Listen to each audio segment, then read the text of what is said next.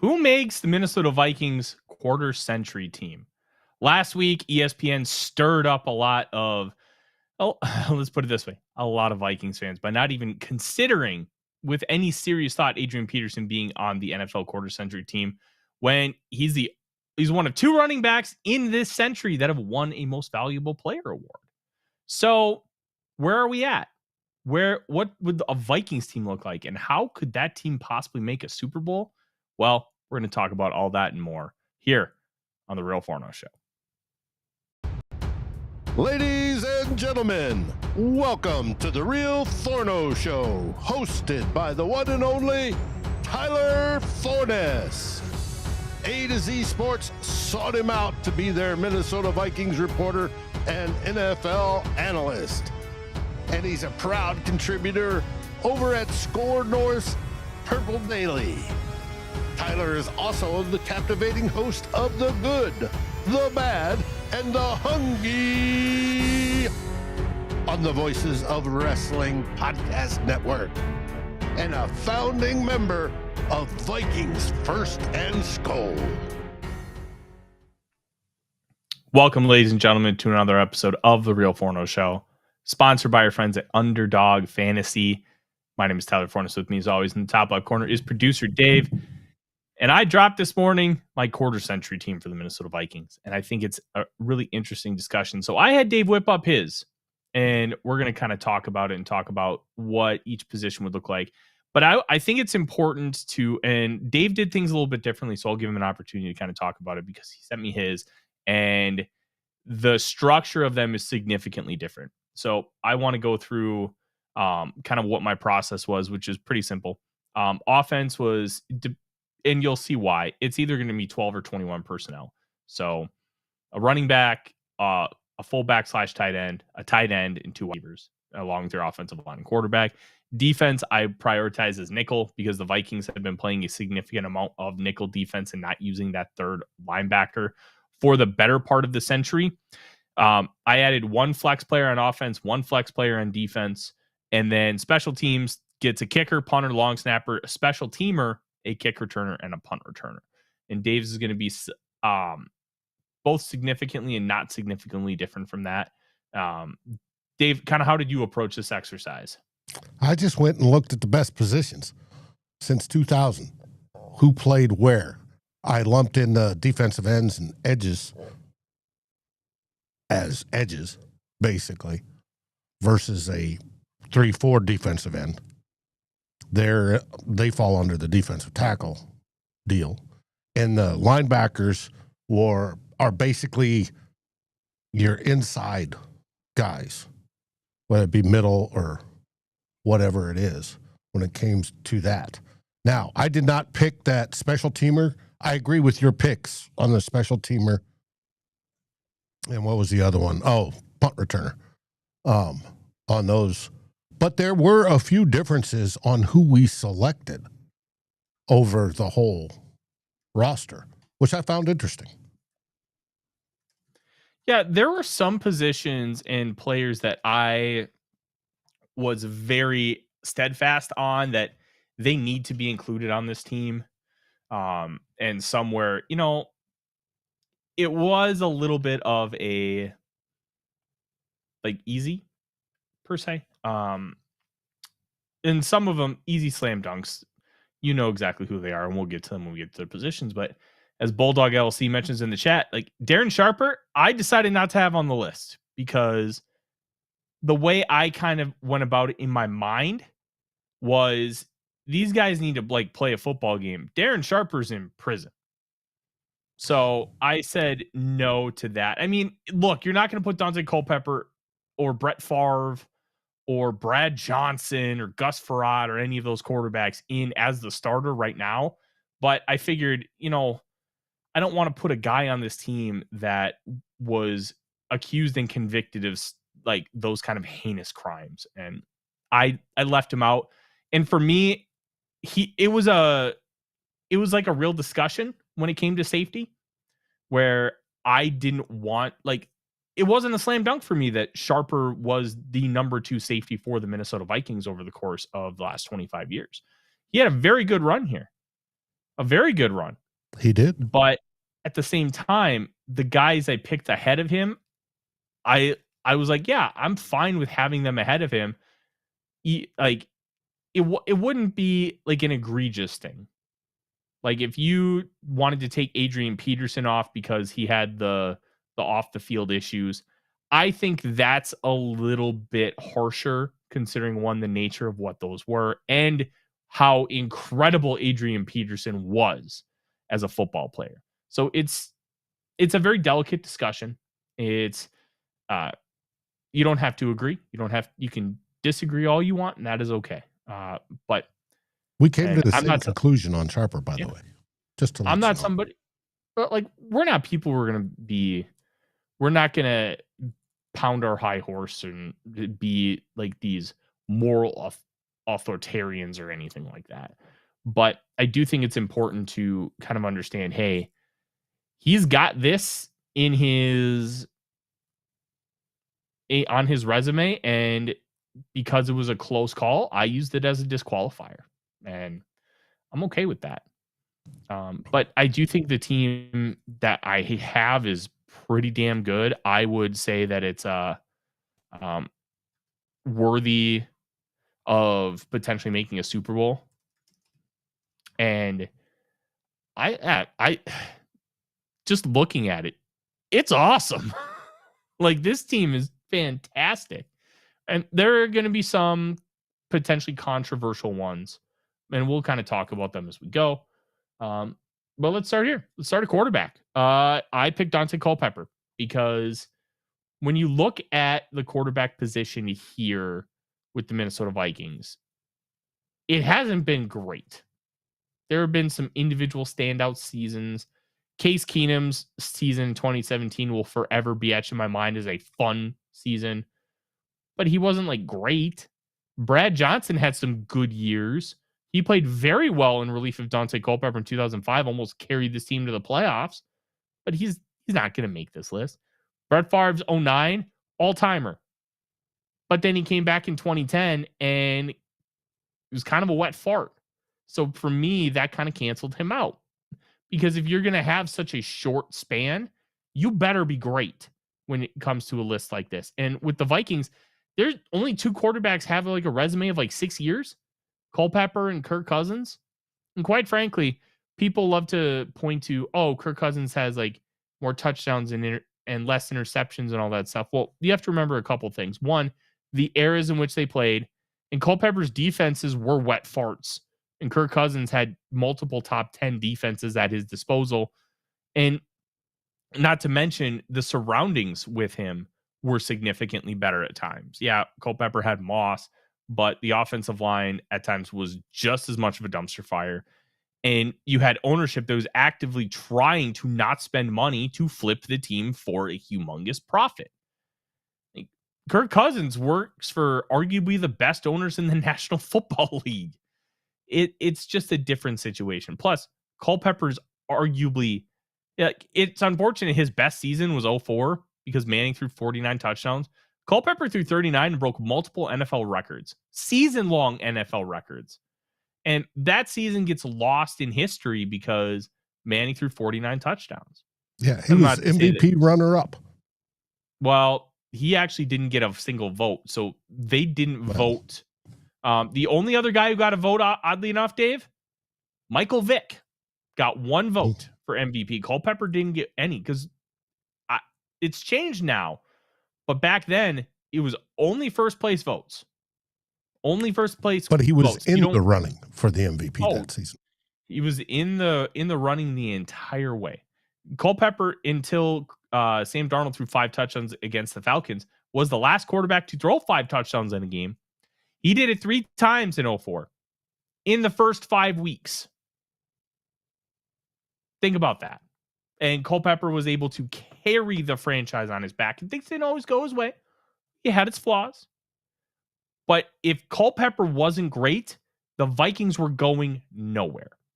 And to me, that stands out above the rest. That stands out for this guy is, for me, unquestionably the quarterback.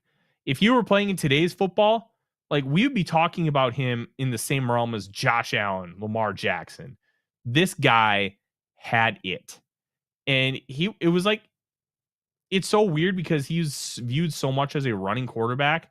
He was the most accurate quarterback in college football history when he was drafted. He set the record in the National Football League for season-long accuracy before Drew Brees broke it like 3 times. Culpepper was incredible. And what's funny, Dave, is in real time, people were still divisive on Culpepper. Like, when you go back and watch him, what he could do was just special. He was built like Brian Urlacher and had an arm like John Elway. The More most like unique Big Ben before Big Ben. The most unique profile I think we'll ever see at the quarterback position, other than the hefty lefty Jared Lorenzen. God rest his soul. But when you look at what Culpepper is able to do, he was able to thrive in so many different ways because of that size. And that size sometimes ended up biting him in the butt a little bit. Plus, the small hands thing is so funny now because he had 9.5-inch hands. And Kenny Pickett had like 8 3/8. Jalen Milroe has like 8 7/8 inch hands. Like, dog, Culpepper's hands are fine in today's NFL. It's crazy to think about that in comparison. But yeah, I went with Culpepper. The list you sent me had 4 quarterbacks on there. One was an LOL. That Yes, is more of a hopeful JJ McCarthy. Now he'll be in the first half century team. He very well could be. But who did you end up going with? I selected as my number 1 quarterback, Daunte Culpepper, as well. Now, when you look at the stats, obviously Kirk Cousins and all his garbage time bumped his numbers way up there. But I moved Brett Favre in the 2009 season above him because of the NFC Championship. He made it. Now, you can say, but Dave, why not, 2017? Well, it wasn't all on what's his face from 2017's arm, where 2009, yes, we relied on Adrian Peterson and the defense, but Brett Favre was special in that year. But if I'm picking one, it's Daunte Culpepper, without a doubt. Mm-hmm. Yeah, Culpepper continues to be arguably my favorite Minnesota Viking of all time. Like, when I was a kid, like, I was kind of weird with clothes. Weird might not be the right word, but whenever it came to like a big family event, I always wanted to like wear my Culpepper jersey. And I had this like polar fleece jacket that I was just obsessed with. Like, that was the thing. I loved that Culpepper jersey. I kind of wish I still had it, but I'm sure it was donated to Goodwill at some point. I mean, I wore it when I was like 12, and I was like, at that point I was like 5'4", like 150 pounds. So like a little bit of a different size nowadays, but Culpepper, to me, what he could do and what he did do, considering the circumstances, like, he lost the Vikings some games, but the only reason the Vikings were in games was because of Daunte Culpepper. And box score warriors will not bully me into thinking that Cousins was better. You just don't have a good enough argument, because either you're ignoring the context or you don't have it because you didn't watch it in real time and you didn't get to experience it. Like, he was just different. But let's go on to running back, because I think this is a very interesting one, and it's also not interesting at all, Dave, because fullback has a lot of contenders. This might be the hardest spot to pick. The running back's Adrian Peterson. Like, Dalvin Cook, he was good. Adrian Peterson carried an entire franchise to the playoffs on his back. Like, just special. And the fact that he wasn't on the quarter century team from ESPN, to me, is still an abomination. Priest Holmes had 3 phenomenal years, but Adrian Peterson was an MVP, 4 All-Pros, 7 Pro Bowls, a 2,000-yard season, 8 yards away from breaking Eric Dickerson's record. and literally carried the Vikings to a playoff berth. Like, it's uncomparable. So the fact that he wasn't even an honorable mention to me is absolutely egregious and ridiculous. Like, LaDainian Tomlinson didn't even make that list. How? Those are the two best running backs of this quarter century. Like, I don't even think it's that close. Unless you want to include Marshall Faulk, I would listen to an argument for Edger and James. But I'm not like Christian McCaffrey and Derrick Henry are both on the list. I don't think either one of them is up to par with LT and AP. Like, I think that's too much recency bias, which we can all get bogged down with. But AP to me is number one. But I put Jim Kleinsasser on this list. And that's why I said 12 or 21 personnel, because Kleinsasser came into the league as a tight end, became an H-back/fullback, and my goodness, this was the original Josh Oliver. And when we had the conversation about Oliver, we kind of made this point, Dave, where Kleinsasser, you could have him block edge rushers. I'll never forget. I can't remember what year it was, but I think it was against the Bears. He broke his leg and tore his ACL and played for an entire quarter and then left the game. Like, this was a hockey player that played football. And I'll never forgive him. Well, no, I have forgiven him, but he had a 3 fumble game in 99 against the Bears, and they lost 23-22 as a rookie. That was brutal. But I do like what Kleinsasser brought to the team from a consistency basis. And eventually he started like running the football as like a power back on occasion. And he was good at that too. And I'm using this exercise more to build a football team than just pick, here are the best players, which is why it's not Dalvin Cook, because you're not putting Adrian Peterson and Dalvin Cook in the same starting backfield. You're just not doing that. This is not 1995 Tom Osborne, Nebraska. This is the 2000s NFL. And I think Kleinsasser deserves a lot of merit on this list. I would have considered Jerome Felton, CJ Ham, and even for a short time, I thought Tony Richardson was really good at fullback for this team. And he's one of the best fullbacks that have played in the last 30, 40 years. But I thought Kleinsasser made the most sense. I thought he gave you everything you need from a versatility standpoint. And from a skill set and performance standpoint, it was there as well. Dave, are you in agreement with me? 100%. I was going to include Jimmy no matter what. Mm-hmm. But I believe, yes. And he is multi-positional flexible, like we talk about Josh Metellus is today, that he can play multiple positions. Tight end, fullback, H-back, wherever he was needed, Jimmy would play. And Jimmy was a beast. Mm-hmm. And so important to that team. Yeah, it was. All the way up through 2009, I believe. Mm-hmm. Yeah, he freaking ridiculous. A 2011 player. Was when last season. And it just, yes, Jimmy was making my squad no matter what. Everybody knows how I feel about Jimmy. Fun fact: he's one of the few players the Vikings have franchise tagged. Mm-hmm. They franchise tagged Jim Kleinsasser. Like that. That'll tell you what he meant to this team. Wide receiver is going to be where I think things are a little bit different for us. I had 2 wide receivers, and I gave my flex to the wide receiver position as well. It's Randy Moss, Justin Jefferson, and Percy Harvin. So looking at it from a bigger picture perspective, Moss and Jefferson are the no-brainers. Chris Carter, I did not give serious consideration because he had 2 seasons in the 2000s. That's not enough.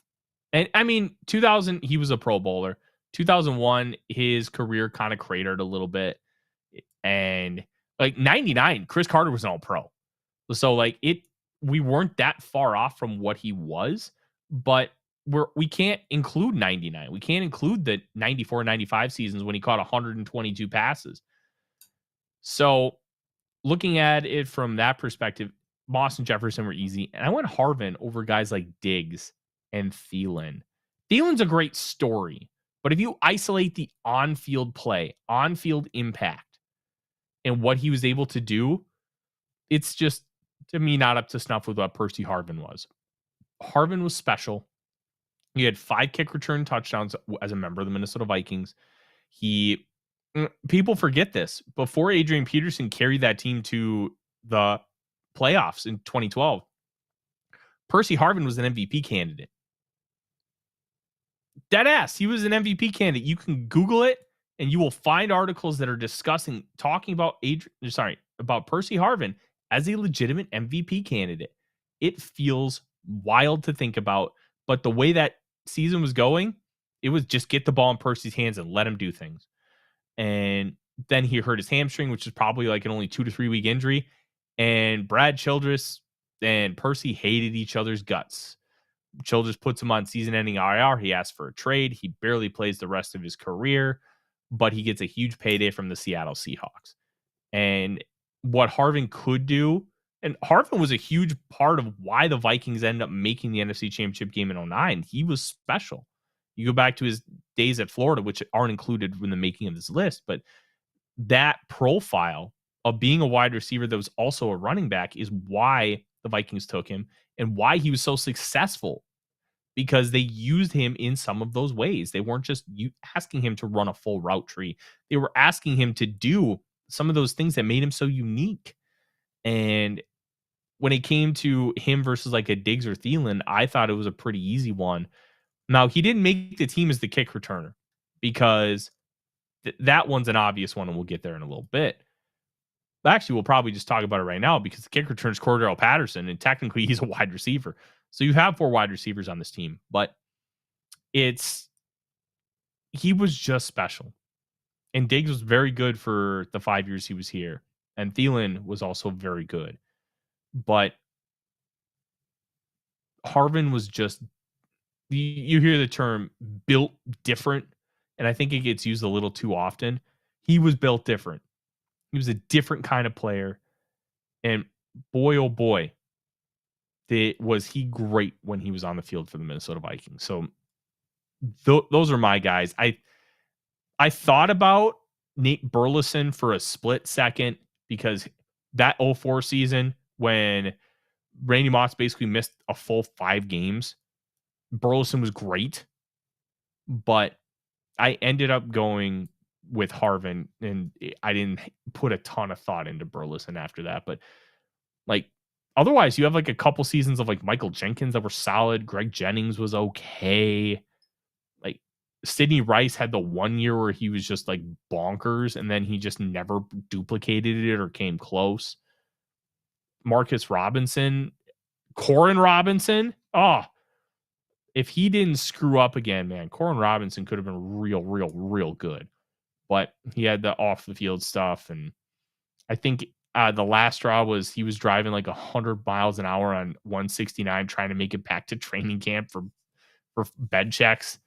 Like,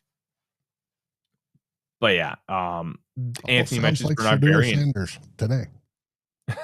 Oh, Sanders. Yeah. Anthony mentions Bernard Berry. I didn't give a ton of thought to him. I don't even think he broke 1,000 yards as a Minnesota Viking.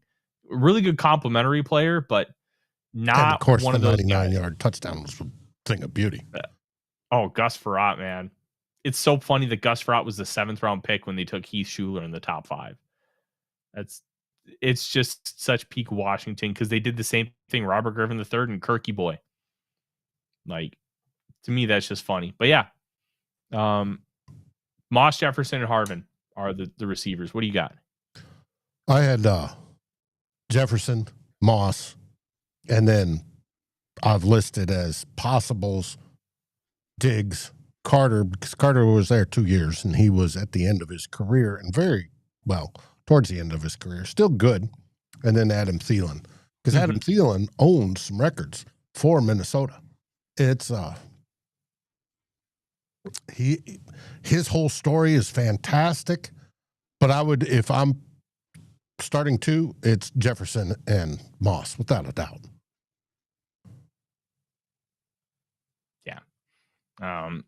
I guess it's more of somewhat of like an agree to disagree on Carter. I don't think those 2 years were good enough to merit consideration for this, Well, it's especially just like 01. Favre. You had a Yeah. season and a half, but the one season was so great. Now with Carter, you had 2 seasons, and the one season was so great. Yeah. 2000. But it is what it is. That's fine. The Minnesota Vikings have been blessed in the wide receiver department. Mm-hmm. The whole league knows it, right, Tim? Oh, good Lord, they've been blessed. This one's going to be interesting because at tight end, I put Kyle Rudolph. I think TJ Hockenson is a better player. But for this list, I don't think he has a better resume. And I think if we revisit this in 2 to 3 years, we'll have a completely different answer. At least I believe I will, based on trajectory. But Rudolph was just so solid his entire career. And he was, and I mean this in the best way, he was boring. He was just a boring player. He was a mattress with legs for quarterbacks. And that's what they needed. It worked. He caught everything. Never forget Kyle Rudolph was a Pro Bowl MVP. Never forget. But there's just not a wealth of really good tight ends. Jermaine Wiggins had like the 1 to 2 years. Visanthe Shenko had a few years. I'm a sucker for Byron Chamberlain. I loved Byron Chamberlain, but he only lasted a couple of years too. Irv Smith, Kyle Rudolph just has that long resume that's also very good.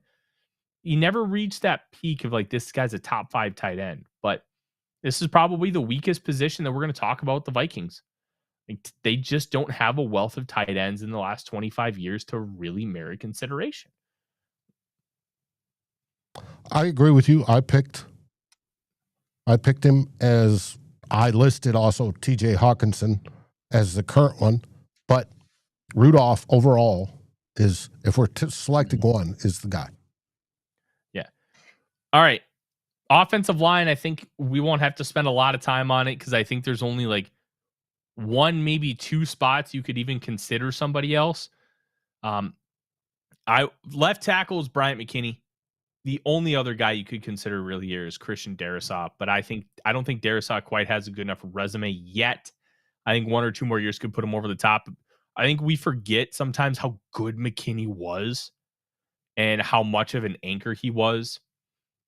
So I went with McKinney at left tackle. Steve Hutchinson at left guard is no question. To me, Matt Burke at center was no question. Despite how good John Sullivan was at times, he never hit the peaks of Matt Burke.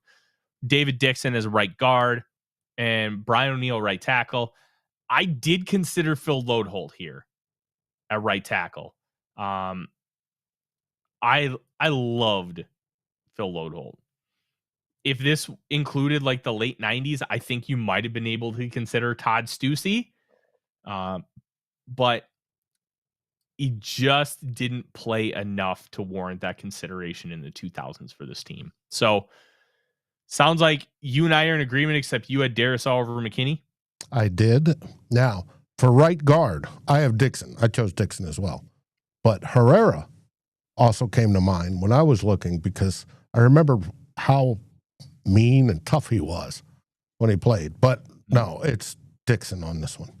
And then across the board, I agree that Matt Burke is better than Sully was, even though Sully was good. By far, those two were the best in the last 25 years that we've had at center. We'd like to find another Burkean style center, at least quality-wise, to play in the position. And hopefully with signing Mr. Kelly, we'll find that, at least for a few years. Yeah. It's interesting how weird this offensive line has been for the Vikings over the last 25 years. Just a weird spot. Defensive line. Well, I think before we go to defense. Okay. What are you doing for underdog? Are you wagering on golf tournaments, No, basketball's actually, done. Oklahoma won it.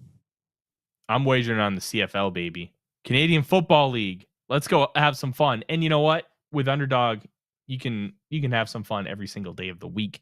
And I have become a huge CFL guy.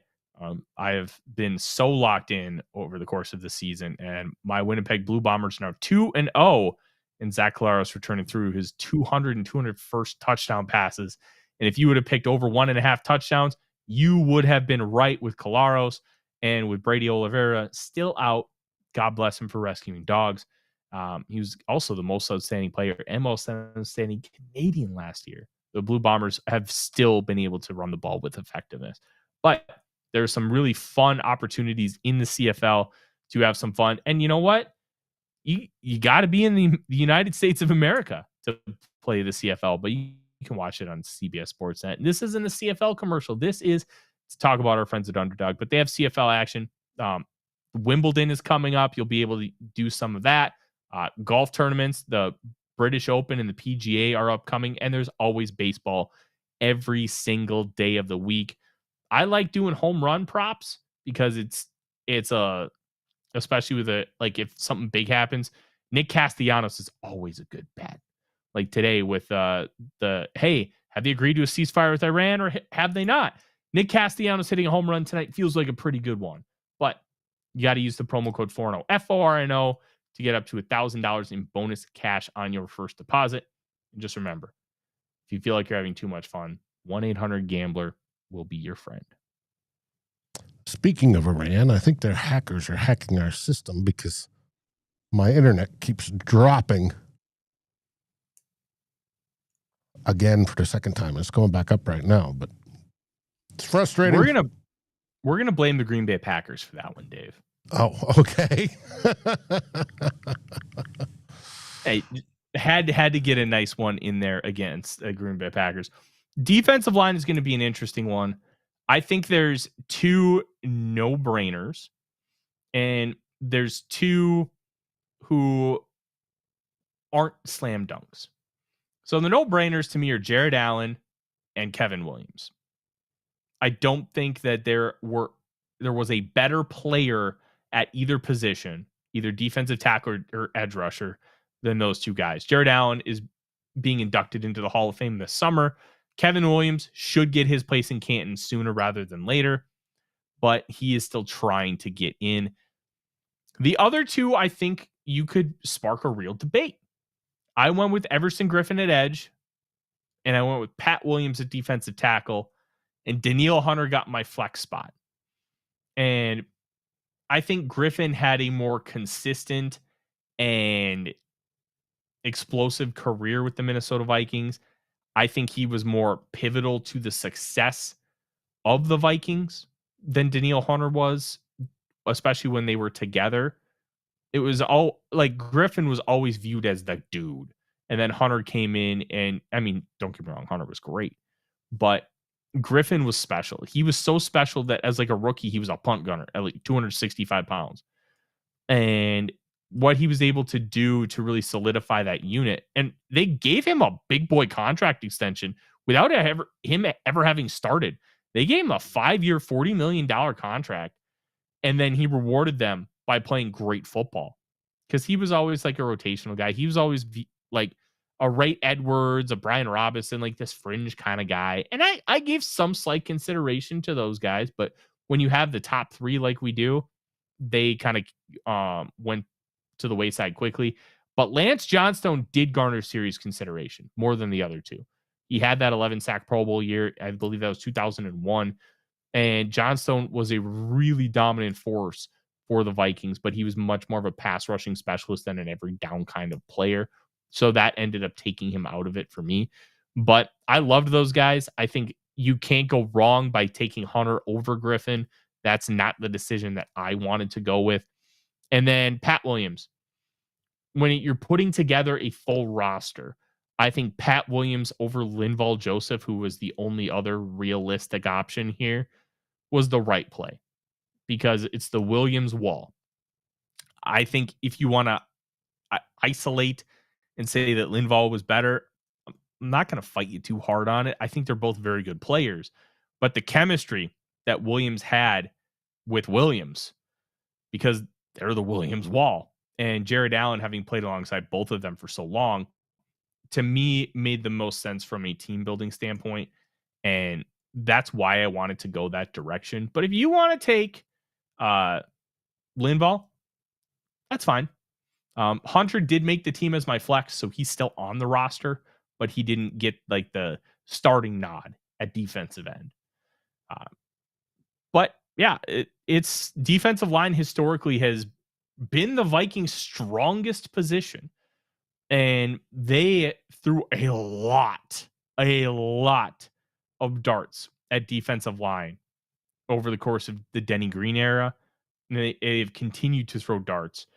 Not defensive tackle high darts, but they will throw darts at edge high. They had that period where they didn't, but also when you land Ray Edwards, Brian Robinson, and Everson Griffin in round 4, and then Danielle Hunter in round 3, do you really have to take high profile swings at those positions? No, you don't. So that's where I landed with this group. Really talented bunch. Dave, where did you go? I went for edges. I went with 3. Jared Allen, obviously the number 1, soon to be Hall of Famer. Then comes Danielle Hunter. I put Danielle ahead of Everson Griffin, and then Everson Griffin. Those 3 edges are the 3 guys that made my list. When it came down to defensive tackles, I have, of course, Kevin Williams, because I agree with you. There's no disagreement. He should be in the Hall of Fame as well. And then I stuck with Linval Joseph over Fat Pat. Now, the Williams wall was fantastic. And, Williams should be sponsored by StarCaps. It's a natural fit. Works for me. But I put in Linval as being more important to the defense at the time that we had. And they're 2 separate defenses. So Linval got my nod as a defensive tackle. I get that. I'm not going to fight anybody that puts Linval over Pat Williams. I'm not. It's a very very, very close discussion to me. And I think it's pretty equal. And I love Pat. And I love what he does with automobiles and vehicles, customizing them. I always thought that was fascinating. Yeah. All right. Linebacker. This was a tougher one, but mainly because I went with a nickel defense. Anthony Barr and Eric Kendricks gave EJ Henderson some serious consideration. I gave, oddly enough, less consideration to Chad Greenway that I probably should have. I just didn't think Greenway peaked super, super high. I think he was more of like, this dude is just really good and he's consistent, but he never hit that next level, which I think both Barr and Kendricks did. And I think for a couple years, EJ Henderson did as well. But because it's nickel, Kendricks and Barr just make way too much sense for me. Barr is the reason why the Mike Zimmer defenses were so good, because he created so many nightmares for opposing offensive coordinators trying to figure out what in the hell they were going to do. Because you have this guy who's 6'5", 260, who runs incredibly well, just hanging out in the middle of the defense. I'm just going to mess up every single passing lane you ever have. And it's very interesting. But yeah, linebacker, I think it was really only those 4 that warranted a lot of consideration. Shout out Greg Biekert, who was pretty good in the early 2000s for the Vikings. I really liked him. But yeah, fun fact, a friend of mine adopted Aaron Henderson's pit bulls. They have unfortunately since passed away, Sonny and Shine, but those dogs ruled. I got to hang out with them a bunch. But yeah, that's just a little fun fact. A friend of mine adopted his pit bulls. But yeah, did you go anywhere different here, Dave? I went with Chad Greenway as my number 1 linebacker, and then Eric Kendricks and Anthony Barr. And you're right about Anthony Barr just disrupting and breaking up pass routes. That wasn't the only thing he broke up. He broke up a certain collarbone, which was pretty amusing and caused a rule change. Wait, what rule change? That you got to lay down the quarterbacks when you sack them. Oh, that one, yeah. You know, put the pillow under their head and wrap them up in their blankie, or it's going to be illegal roughness for landing your weight on them. That was all because a certain quarterback for the Packers at the time, Jets, and now the Steelers, Mr. Aaron Rodgers, ran into a bar. I love that bit. I love that bit so much. All right. Well, I got to take a sip. Well, you take a sip. Hey, there were some interesting linebackers to choose from, and how to build a team. I still went with Chad Greenway because he was diverse, not only inside playing linebacker, but also outside. And he had plenty of sacks to show for it as well. So that's why he got bumped over Kendricks and Barr for me. But Kendricks and Barr were obviously both important players when they played here. Yeah. All right. Cornerback, I think, is a really tough one here. So because it's a nickel defense, I went with 3. I went with Antoine Winfield, who I think is just a slam dunk. It's no questions asked. But then Xavier Rhodes, who arguably had the single best cornerback season of any player with the Minnesota Vikings in the last 25 years. And then I went with Cedric Griffin, who was a very good player as a second-round pick out of Texas for the Vikings in the late 2000s. This one was a little more difficult because there really aren't a lot of guys to choose from. Like Byron Murphy with just 2 years, but his high level of play garnered serious consideration because just of the lack of depth in this group. There's just not a lot of guys. Like we're talking about the early 2000s. It's Robert Tate, Waswa Sirwanga, Kenny Wright. Like just throw a name out there and he's playing corner. A bunch of failed draft picks. Mm-hmm. Chris Cook. Mm-hmm. Probably the biggest failed draft pick. Trey Wayne's got consideration too. He never lived up to being the 11th overall pick, but he's good. Good player. Yeah, it's just corner is just not deep. But the nice part is when you're building a roster, it's a weak link system. Just don't have bad players. And I think the Vikings will, with this team having these 3 guys at corner, they're in a good spot. Yeah, I differed on one player. Antoine Winfield was a slam dunk, like you said, without a doubt. He is the best pound per pound corner ever played. Hard hitting, just unbelievable. Now he played a lot of nickel, and I took that into effect when I was thinking about Murphy. But Xavier Rhodes, I have as number 2 because when Xavier Rhodes was at his peak, he was a shut-down dude. And he drove some top-name wide receivers absolutely batty. And then for the third corner, I picked the aged one, Patrick Peterson. Oh, even though he was with us only 3 seasons, he still racked up some numbers. Now, was he as good as his Hall of Fame self down in Arizona? No. But he was still very, very impressive, and he made my list as the third one, and being an outside corner like Xavier was, that's how I built the DB room. 2 outsides and Antoine Winfield at nickel. So I didn't really consider Peterson that highly. I thought he was solid. But you could just tell he wasn't like turbo washed, but he was kind of washed. He did have the 5 interception year in 22, including the 2 interceptions. 5 or 6. He's got like 8 for total or something for that. I got his Pro Football Reference page up because I was a little surprised when you put that together.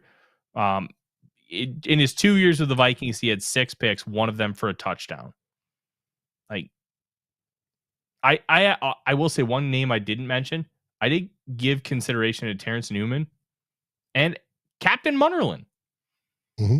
He was saw pretty good. Munnerlyn. Yeah.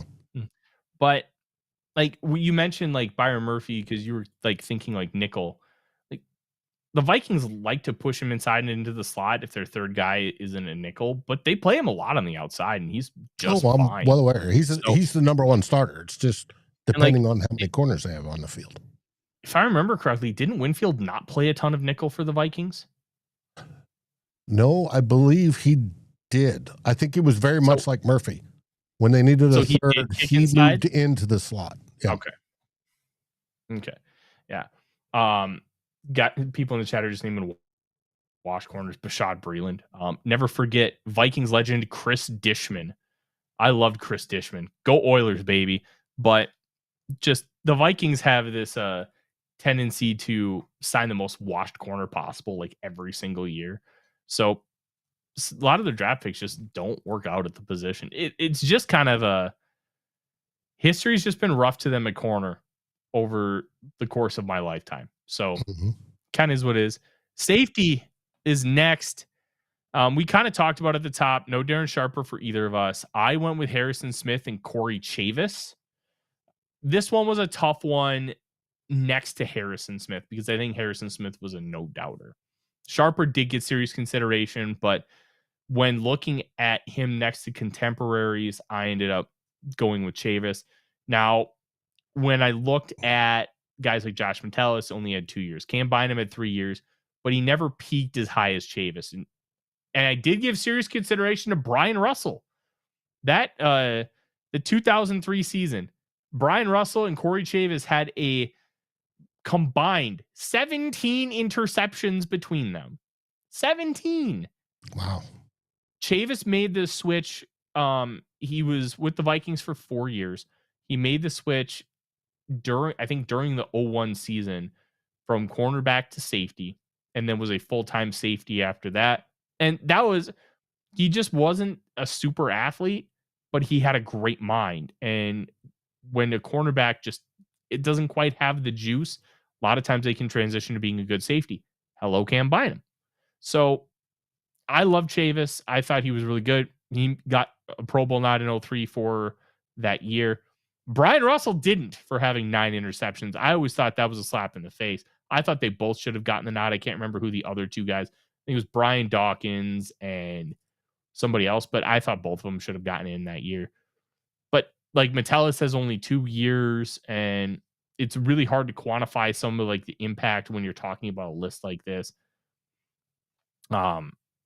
Otherwise, it's just been like Hitman's just had like random dudes next to him. Robert Blanton, Andrew Sendejo. Not a ton of came up on my list. Sendejo's a solid player, but to me, he was too reckless when like coming down to brass tacks and like, hey, we have to get to the minutia details of who's going to make the list and who's not. And to me, I wasn't willing to put Sendejo on there over Chavis because I just think Chavis he peaked way higher. And yeah, I went with Smith and Chavis, but you have one that I didn't consider for a second. So I'm interested to listen. Well, first off, Doug says Joey Browner. Joey Browner doesn't qualify for this exercise because this exercise starts in 2000 and his last season was 96. If we all time, Joey Browner would be on that list without a doubt. But no, I have Robert Griffith on there. It was the last time he was with the team. It was 2 years, 2000 and 2001. He made a Pro Bowl in 2000. He did not in 2001, unfortunately. But a lot of his favor came before that. He was up towards the end of his career, and I thought Robert Griffith was a good, strong safety for us. So that's why I have him instead of Chavis. He was good, but I didn't think I didn't think the 2 years were at that high of a level, but he did make the Pro Bowl in 2000. So maybe that was a slight oversight, but I still feel really confident with Chavis because I think the peak and the overall resume I think is stronger. But I get it. Griffith was good. That 1998 season, he was excellent. 98 and 99, second team All Pro. Mm-hmm. Like Griffith had that that 3-strap chin strap and that the full cage, and he would just absolutely destroy you. Mm-hmm. It was very funny to watch. And Paul Krause obviously is an all-timer, but for this exercise, we're going for the 21st century, which means 2000 to present. Who are the best players at their positions? All right. This is going to get interesting, Dave, as we go into special teamers.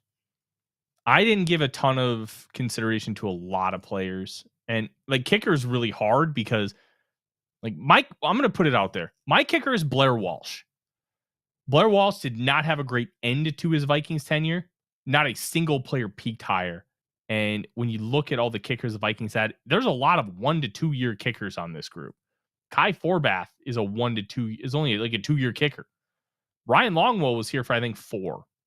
Like you're looking at like Paul Edinger. Longwell was 5. Yeah. 2006. Aaron Elling. Like you're looking at not super long resumes, but what Walsh has is a first team All Pro, Pro Bowl, and a rookie year where he won 32 of 35 and 10 of 10 from 50 plus. And he never reached those highs again, but he was solid up until that Seattle missed kick. And if you don't want to include Walsh because of that kick and how things cratered afterward, I understand. But kicker to me, you're not looking at a super deep group to pick from. So, like, to me, it was Walsh. Chris Kluwe was my punter. Again, not a super, like, strong group to pick from, but I thought Kluwe was really good at his position. Andrew DePaul is a multi-time All-Pro, so he's the long snapper. Colin Lefter was very solid. Brody Hefter littered after or before him, was also very solid. But DePaula, he's a 2-time first-team All-Pro and a second-team All-Pro in the last 3 years. And to me, I'm going to go with that strength. And my special teamers, Heath Farwell, that dude just whipped boys.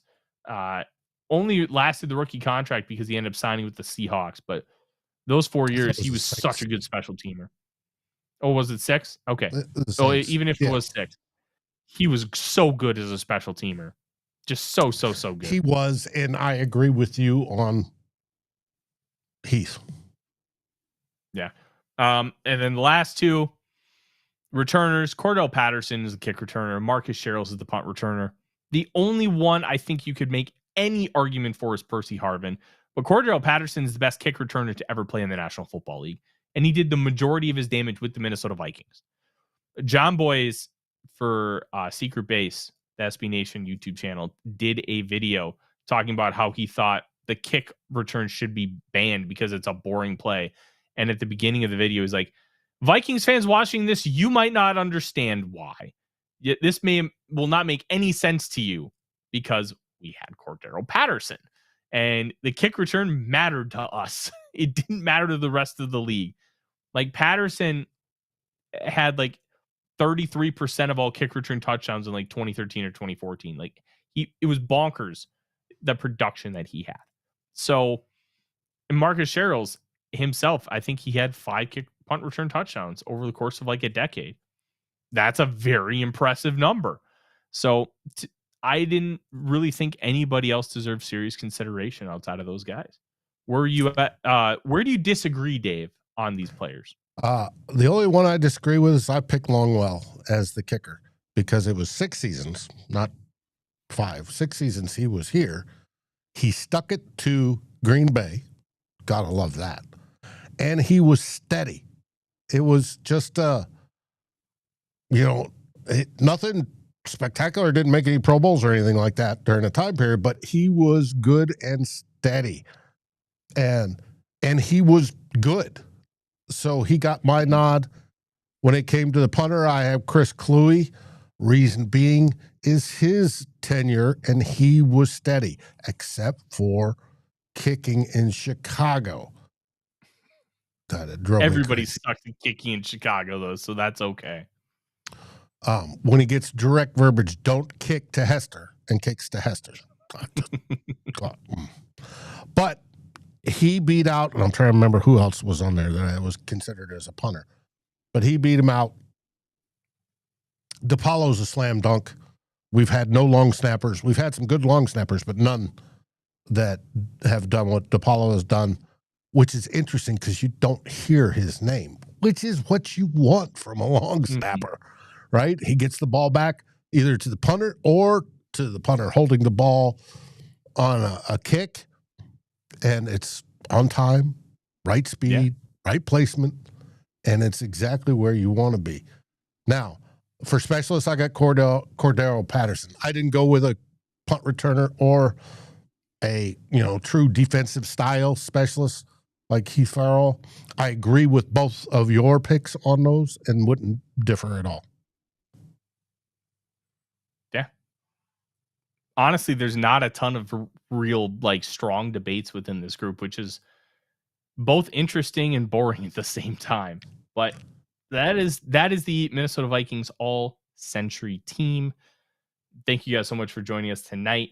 We're going to be back on Thursday talking about, I don't know, we'll talk about something. It'll be a lot of fun, and we hope you guys will join us. Don't forget, the show is now a Monday, Thursday show, not a Monday, Wednesday show. Monday, Thursday. And until you get used to that change, subscribe, and ring the bell so you'll get the notification. What are we having on Wednesday? What's Wednesday for? What is Wednesday for? Who will be king? And Vikings First and SKOL is hosting this week. So catch us as we pick on the Packers. That's always a mandatory deal. And we talk the rest of the NFC North. Bada bing, bada boom.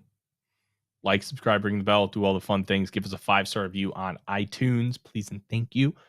We will see you later this week. I'm Tyler. He's Dave. SKOL Vikings. SKOL Vikings.